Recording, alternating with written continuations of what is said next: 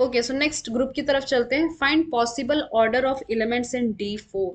Okay, और अगर आपको D4 समझ में आ गया तो आप जो है ना DN का भी समझ लेंगे। ठीक है, चलो पहले D4 की बात करते हैं। हमने D4 को बहुत ही डिटेल में पढ़ा है ना। इसके अंदर कौन कौन से एलिमेंट होते हैं? R0 होता है, R4 है ना, तो 90 हो गया, 180 हो गया, फिर 270 हो गया। फिर इसके बाद रिफ्लेक्शन आता, horizontal reflection, vertical reflection, diagonal, main diagonal and another diagonal. ठीक है, इसी चीज को हमने कहा था कि इसको लिखा जा सकता है ई, इसको आर लिखेंगे, इसको आर स्क्वायर लिखा जा सकता है, इसको आर क्यूब लिखा जा सकता है, इसको फ्लिप लिखा जा सकता है, और वी को जितना मुझे ध्यान आ रहा है आर स्क्वायर एफ, इसको आर क्यूब एफ, और डी डैश को आर एफ की तरह लिख सकते। ठीक है, इस चीज को एक्सप्लेन किया हमने। ठीक है ना, अब चलिए इनका ऑर्डर देखते हैं। तो ऑर्डर ऑफ ई यानी क्या? ऑर्डर ऑफ आर नो कितना आएगा? 1 आएगा। कोई कंफ्यूजन वाली बात इसमें नहीं होगी। ऑर्डर ऑफ R90 कितना होगा? तो हमें पता है कि R की पावर 4 कितना होता है? E होता है। ये डेफिनेशन भी है, इसकी दूसरी डेफिनेशन भी है एक्स आई वाई जे के फॉर्म में। ठीक है, अभी मैं यहाँ पे लिख नहीं रही हूँ, आप प्लीज पीछे वाली वीडियोस को एक बार देख लीजिएगा। तो इसका ऑर्डर कितना है? वी नो दैट कि R की पावर 4 कितना आता है? E आता है, और ये लीस्ट नंबर है सच दैट कि इसका पावर 4 E आएगा। तो इसका मतलब ये है कि ऑर्डर ऑफ आर ही कह सकते हैं, या फिर 90 लिख दीजिए। R90 ये कितना आ गया? 4 आ गया। ठीक है, आर स्क्वायर की बात करते हैं, 180 को। ठीक है, तो हमें पता है कि अगर 180 को दो बार फिर से और हम 90 डिग्री से रोटेट करें तो कितना आ जाएगा? 360 डिग्री आ जाएगा। तो उस केस में ये ओरिजिनल पोजीशन पे आ जाएगा। ठीक है, सो आर स्क्वायर है ये। अगर मैं आर स्क्वायर को दो बार ऑपरेट करूं, ठीक है, यानी कि एक 180 हो गया, वापस से 180 हो गया, तो 360 हो जाएगा। तो उस केस में इसका आंसर कितना आ जाएगा? ई आ जाएगा, है ना। क्यों आ जाएगा? क्योंकि ये R4 के बराबर हो जाएगा, सो इट इज ई। इसका मतलब ये हुआ कि ऑर्डर ऑफ R180 कितना हो गया?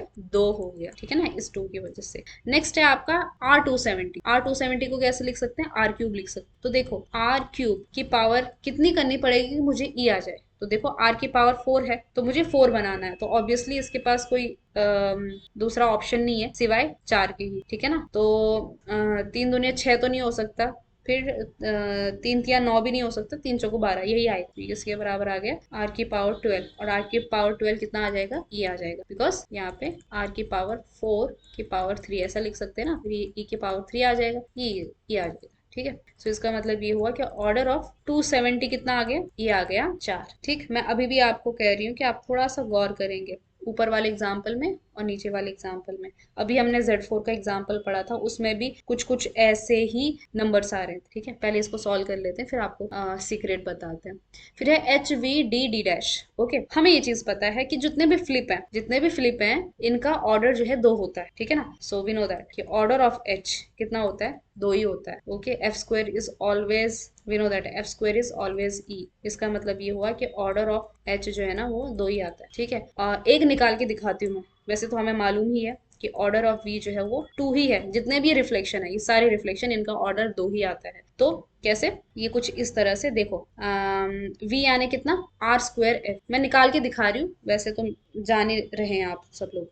तो आर स्क्वायर एफ का स्क्वायर करती हूँ मैं। इसका मतलब ये है कि मैंने R square F dot R square F करना है। वैसे इसकी कोई जरूरत नहीं है, ताकि आपको पुराना याद आए, इसलिए मैं लिख रही हूँ। विच इज इक्वल टू, अब देखो ये एफ आर स्क्वायर, हमें पता है कि एफ आर स्क्वायर जो है वो आर स्क्वायर एफ के बराबर होता है। याद है आपको कि एक्स वाई जो है वो वाई एक्स इनवर्स के बराबर आता है। ठीक है, उस प्रॉपर्टी से मैं ये चीज लिख रही हूँ कि एफ आर स्क्वायर जो है वो आर स्क्वायर एफ के बराबर आ गया। तो ये हो गया आपका आर स्क्वायर, इसकी जगह मैंने R square F into F हो गया, ये बीच का बदल दिया मैंने। ठीक है, विच इज इक्वल टू, ये हो गया आपका आर की पावर 4, ये हो गया F square, which is equal to, अब आर की पावर 4 है ई और एफ स्क्वायर भी है ई, यानी कि ई। इसका मतलब ये हुआ कि आर स्क्वायर एफ जो है वो ई के बराबर आ गया। ठीक है, वैसे ही इसकी कोई जरूरत नहीं है, इस एक्सप्लेनेशन की जरूरत नहीं है, बट अगर आप डेप्थ में जाना चाहते हो तो ये भी एक रीजन हो सकता है। उसी तरह से ये फ्लिप है, हमको पता है कि डायगोनल के अराउंड 2 बार रिफ्लेक्ट करो तो ई आ जाएगा। So order of D is equal to 2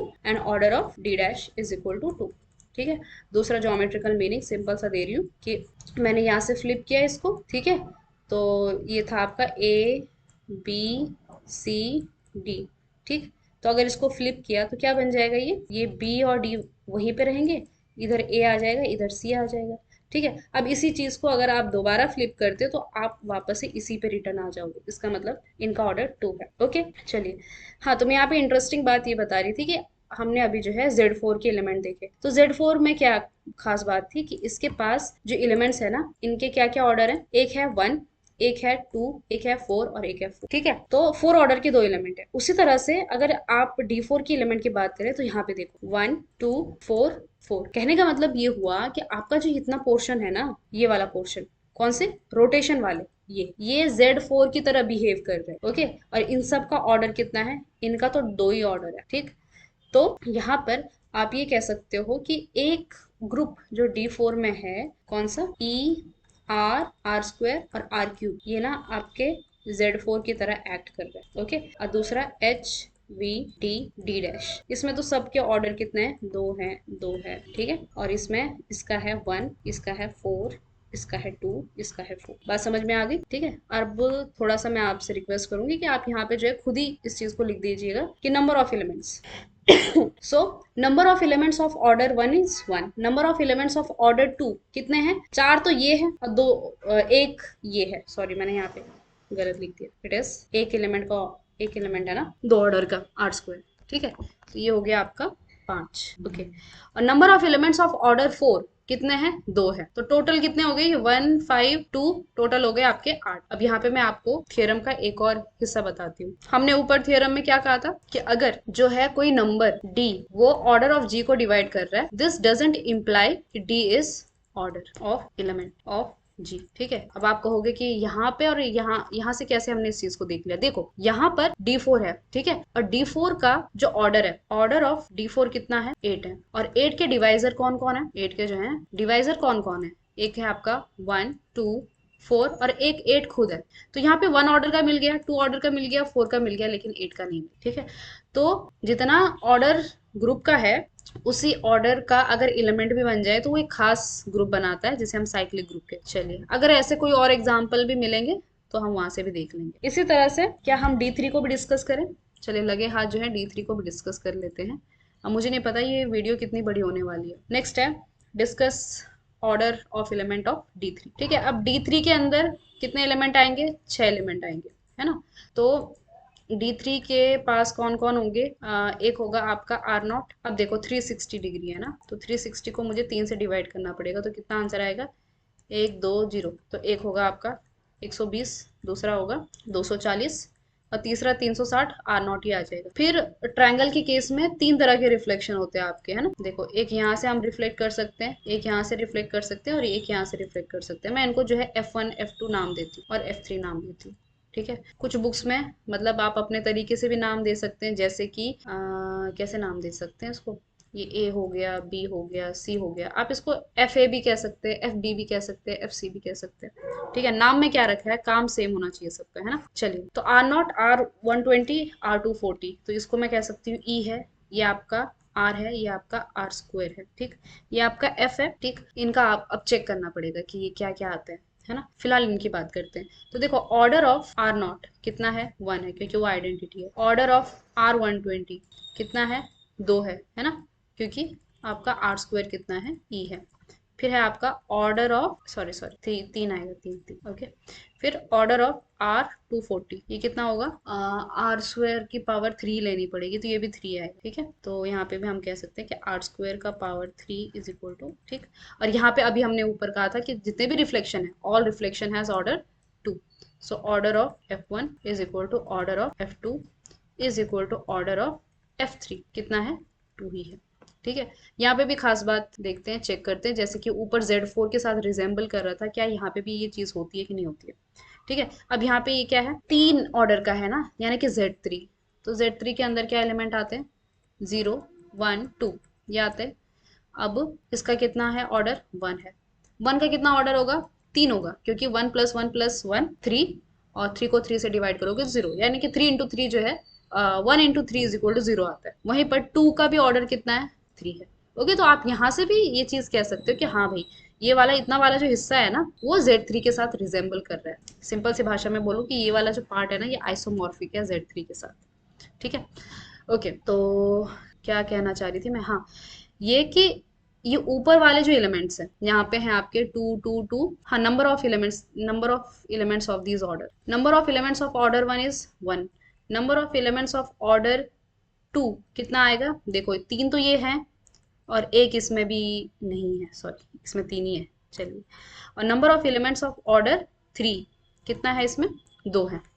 okay, अब देखो मैं यहाँ पे मैंने Z3 की बात क्यों करी, क्योंकि मैं आपको एक और नोट बताना चाह रही हूँ कि हमने एक बात कही थी कि Z3 के अंदर जो नंबर ऑफ एलिमेंट्स होते हैं ना 5D के बराबर होते हैं, जो भी डिवाइजर है, ठीक है।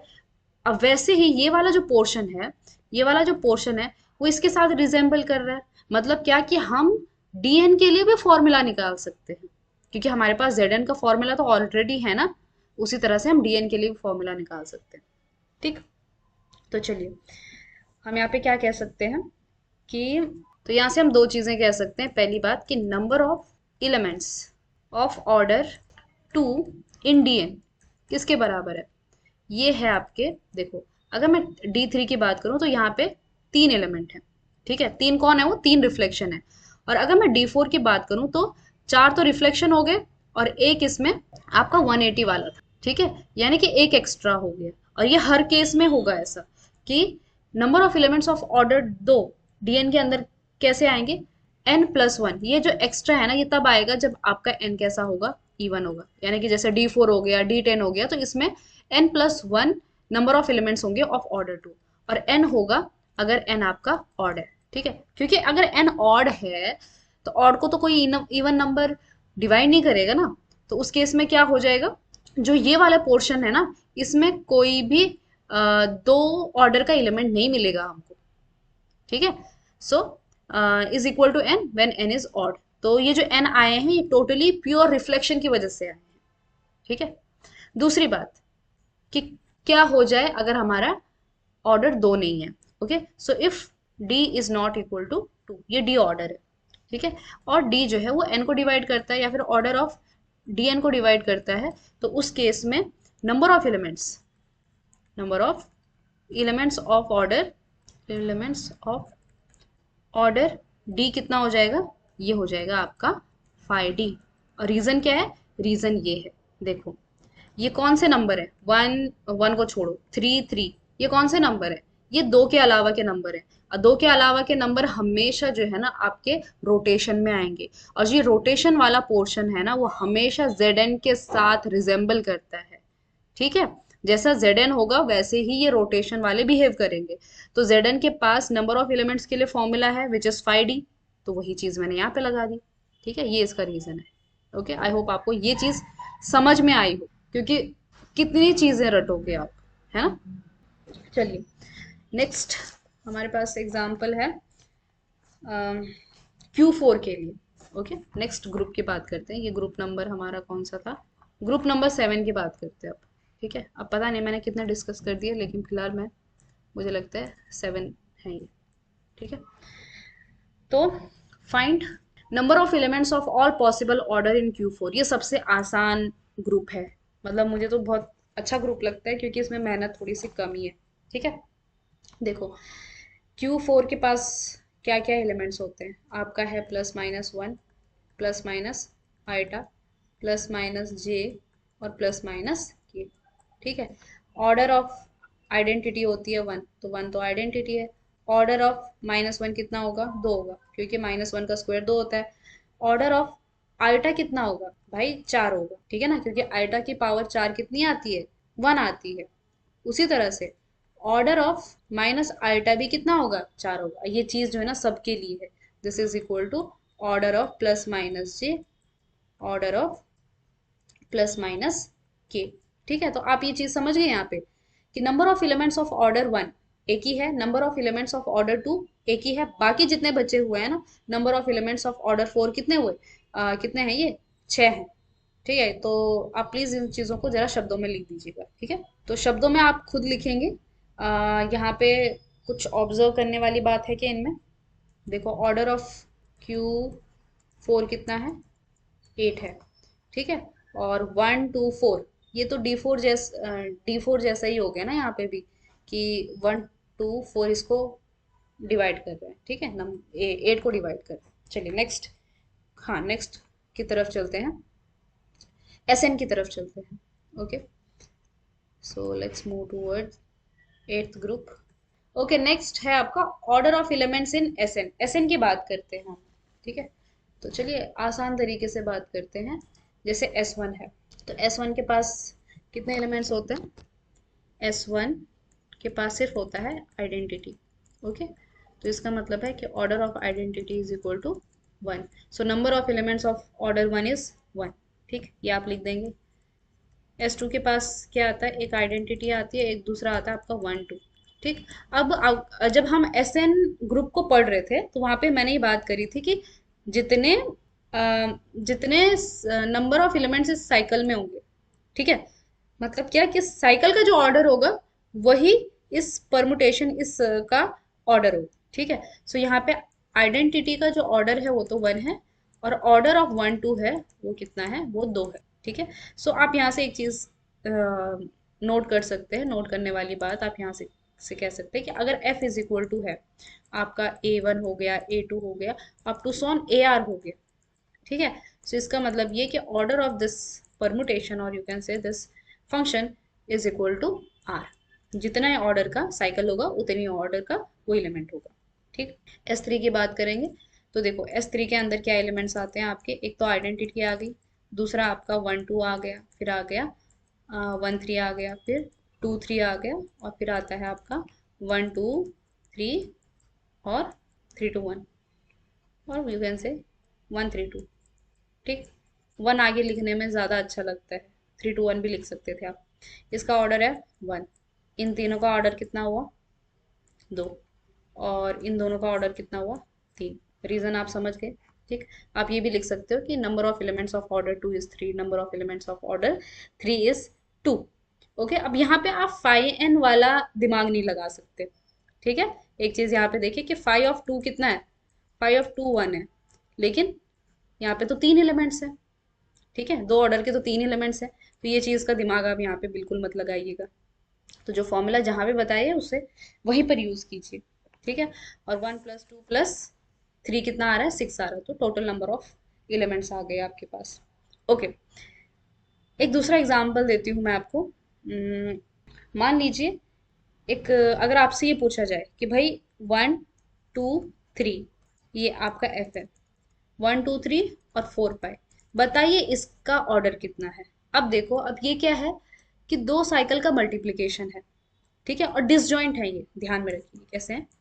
डिसजॉइंट है। डिसजॉइंट है मतलब क्या कि इनमें कोई नंबर कॉमन नहीं है, क्योंकि अगर ये डिसजॉइंट नहीं होता तो हम इनको मल्टीप्लाई करके एक बना सकते थे। ठीक है, डिसजॉइंट होने से क्या हो सकता है कि ये ऐसे ही रहेंगे। ठीक है, तो इसका ऑर्डर कितना होगा? तो इसका ऑर्डर क्या होता है कि जैसे इसका ऑर्डर कितना है? थ्री, और इसका ऑर्डर कितना है? टू। ठीक है, तो इन दोनों का हम लेते हैं एलसीएम। एलसीएम लेते हैं तो कितना आ जाएगा? इसका एलसीएम सिक्स आ जाएगा। यानी क्या कि एफ का जो ऑर्डर होगा ना, order of F is equal to six. अब देखो मैं सिक्स टाइम्स इसको मल्टीप्लाई मतलब मल्टीप्लाई नहीं करना चाहूंगी। एक सिंपल सा क्वेश्चन लेते हैं, जैसे कि वन टू थ्री फोर लेती हूँ मैं। ठीक है, इसका ऑर्डर है दो, इसका ऑर्डर है दो, इन दोनों का एलसीएम कितना हो जाएगा? दो, तो इसका भी ऑर्डर दो होगा। ठीक है, ट्राई करके देखते हैं। One two three four, one two three four.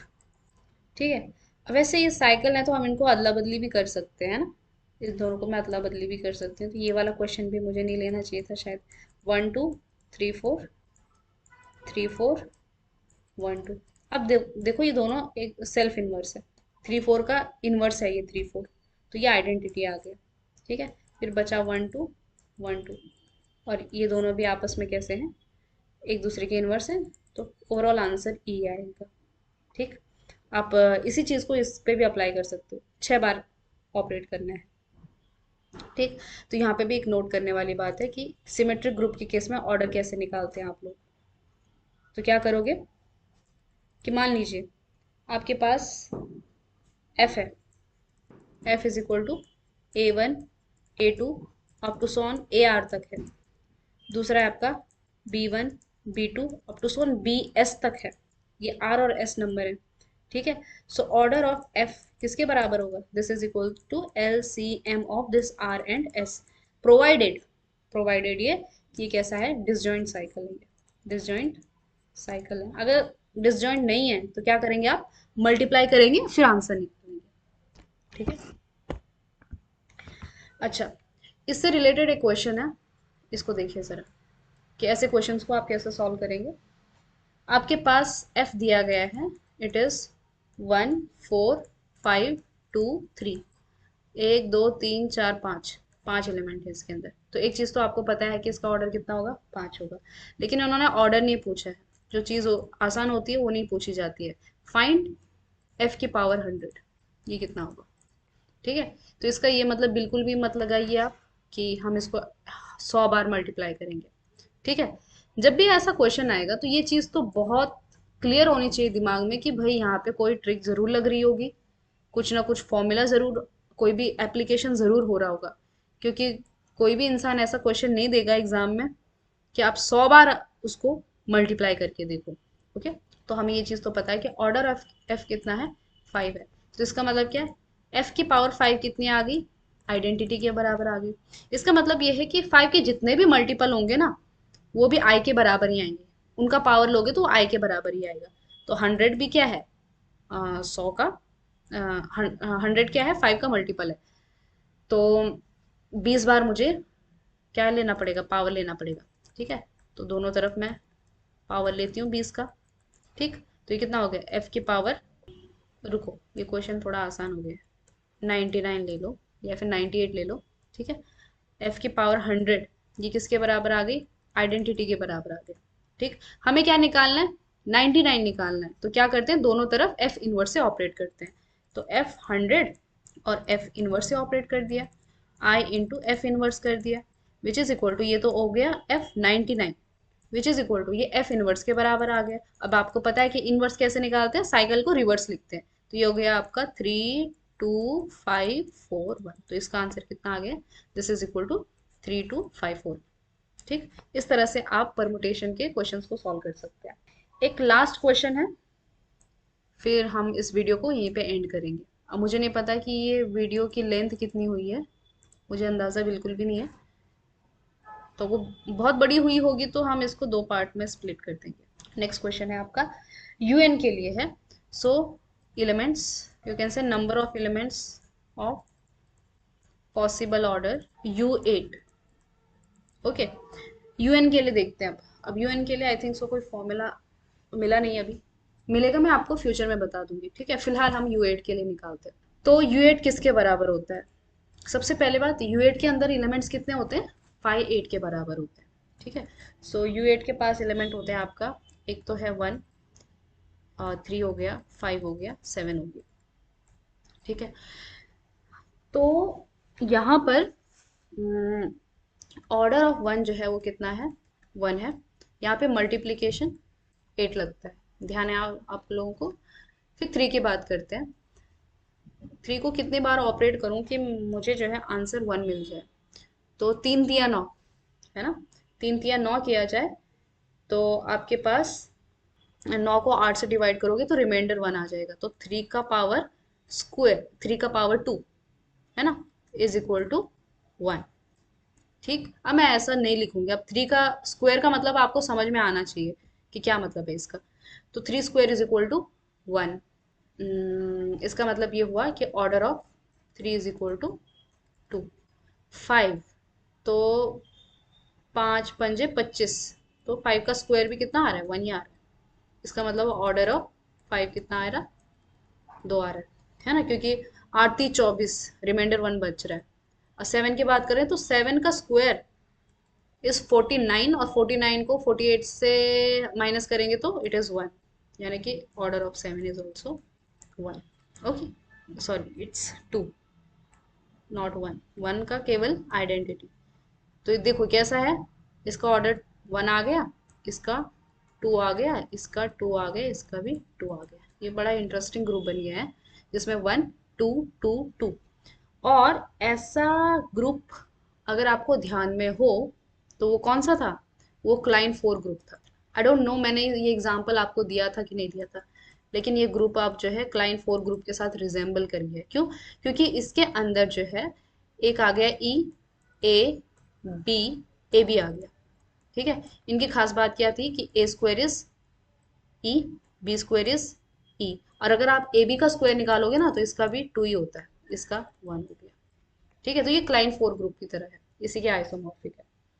ठीक है, एक और एग्जांपल देती हूँ क्योंकि मुझे एक यहाँ पे आपको एक रिजल्ट भी समझाना है। जैसे U15 की अगर मैं बात करूँ तो इसके अंदर कौन कौन से एलिमेंट होते हैं आपका है, 1 2 4, 5 नहीं है, 6 नहीं है, 7 8, 9 नहीं है, 10 नहीं, 11 12 भी नहीं है, 13 14 और 15 हो गया। ठीक है, 1 2 3 4 5 6 7 8।